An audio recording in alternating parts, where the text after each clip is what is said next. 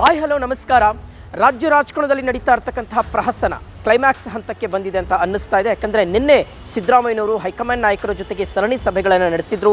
ಅಂತಿಮವಾಗಿ ಸಿದ್ದರಾಮಯ್ಯನವರಿಗೆ ಹೈಕಮಾಂಡ್ ಕಡೆಯಿಂದ ಬಂದಿರತಕ್ಕಂಥ ಒಂದು ಸ್ಪಷ್ಟ ಸಂದೇಶ, ದಟ್ ಈಸ್ ಅ ರೆಸಿಗ್ನೇಷನ್. ಸಿದ್ದರಾಮಯ್ಯನವರು ಒಲ್ಲದ ಮನಸ್ಸಿನಿಂದಲೇ ಈಗ ಮುಖ್ಯಮಂತ್ರಿ ಸ್ಥಾನಕ್ಕೆ ರಾಜೀನಾಮೆಯನ್ನು ಕೊಡುವಂತಹ ಎಲ್ಲ ಸಾಧ್ಯತೆಗಳಿದೆ ಅಂತ ಹೇಳಲಾಗ್ತಾ ಇದೆ.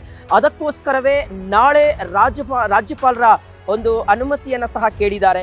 ನಾಳೆ ಲೋಕಭವನಕ್ಕೆ ಸಿದ್ದರಾಮಯ್ಯನವರು ತೆರಳುತ್ತಾರೆ, ಆ ಮೂಲಕ ತಮ್ಮ ರಾಜೀನಾಮೆಯನ್ನು ಸಲ್ಲಿಸ್ತಾರೆ ಅಂತ ಹೇಳಲಾಗ್ತಾ ಇದೆ. ಇದೆಲ್ಲದರ ಮಧ್ಯೆ ನಾಳೆ ಸಚಿವರುಗಳ ಜೊತೆಗೆ ಬ್ರೇಕ್ಫಾಸ್ಟ್ ಮೀಟಿಂಗನ್ನು ಸಿದ್ದರಾಮಯ್ಯನವರು ನಡೆಸಲಿದ್ದಾರೆ. ಆ ಮೂಲಕ ಸಚಿವರಿಗೂ ಸಹ ರಾಜೀನಾಮೆಯ ವಿಚಾರವನ್ನು ಮನವರಿಕೆ ಮಾಡಿಕೊಡ್ತಾರೆ.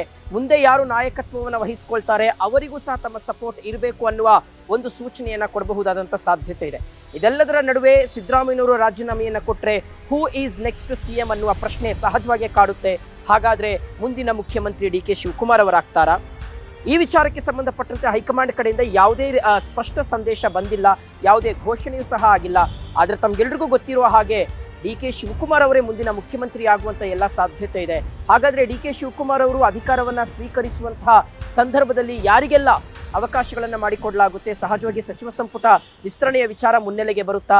ಸಚಿವ ಸಂಪುಟದಲ್ಲಿ ಯಾರನ್ನೆಲ್ಲ ತೆಗೆದುಕೊಳ್ಳಲಾಗುತ್ತೆ? ಸಿದ್ದರಾಮಯ್ಯನವರ ಆಪ್ತರಿಗೆ ಎಷ್ಟು ಸ್ಥಾನ ಸಿಗುತ್ತೆ? DK ಶಿವಕುಮಾರ್ ಅವರ ಆಪ್ತರಿಗೆ ಎಷ್ಟು ಸ್ಥಾನ ಸಿಗುತ್ತೆ? ಈ ಎಲ್ಲ ಪ್ರಶ್ನೆಗಳಿಗೂ ಬಹುಶಃ ಮುಂದಿನ ಹಂತಗಳಲ್ಲಿ ಉತ್ತರ ಸಿಗ್ತಾ ಹೋಗ್ಬೋದು.